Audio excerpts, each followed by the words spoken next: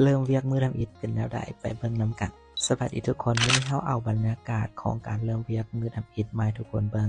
ซึ่งเขาย้ายมากับประมาณ1 อาทิตย์แล้วแต่ว่านี่เป็นมือทำอิฐที่เราจะได้ไปเฮ็ดเวียกจริงๆจังๆแต่ก็ยังคิดฮอดขอนแก่นอยู่เนาะเพราะว่าอยู่ขอนแก่นมา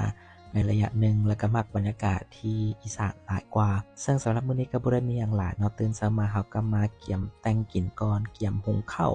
แล้วก็เราจะเฮ็ดผัดผักซึ่งผัดผักเขาจะบ่ใส่น้ำมันเนาะทุกคนจะใส่น้ำเพราะว่าช่วงนี้คือเราควบคุมอาหารได้น้อยนึงเนาะก็คือ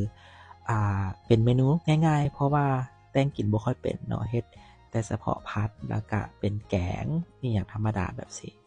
ก็บ่ได้ใส่หยังใส่แต่คะน้อแล้วก็เป็นซอสหอยเนาะทุกคนสำหรับซีนแล้วก็ผักมันเราเกี่ยมไว้ตั้งแต่เมื่อวานนี่เนาะก็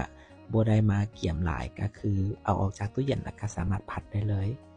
หลังจากที่เราผัดผักแล้วก็ท่าเข้าสู่เขาก็ไปเกี่ยมตัวอาบน้ำแล้วก็แต่งเครื่องแล้วทุกคนเนาะนี่ก็เป็นหน้าตาอาจจะบ่เป็นตาแซ่บปานใดเนาะแต่ก็พอกินได้ผัดแล้วเรียบร้อยแล้วเราก็เกี่ยมตัวไปอาบน้ำทุกคนแต่ว่าบ่ได้ถ่ายวิดีโอตอนอาบน้ำให้ทุกคนเบิ่งแล้วก็เกี่ยมแต่งเครื่องเนาะทุกคนโชคดีที่มื้อนี้ฝนบ่ตกก็ชิลๆเนาะทุกคนหลังจากนั้นเราก็จะมาตักข้าวแล้วก็กินข้าวพร้อมที่จะเติมพลังแล้วก็ไปเฮ็ดเวียกนะทุกคน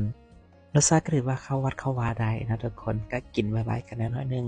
เพราะว่าเข้าเวียกเช้าเดี๋ยวหลังจากที่เรากินแล้วเราก็จะเตรียมตัวที่จะเอิ้นวินมอไซค์เนาะในการที่จะไปเวียกซึ่งใช้เวลาประมาณ10 นาทีนั่นเองทุกคนบ่ไกลเลยเนาะแต่ว่ามื้อนี้อากาศก็ค่อนข้างโอเคแล้วแหละบ่ร้อนหลายปานใดอาจจะเป็นเราเริ่มเช้าแน่เนาะก็เตรียมตัวที่จะไป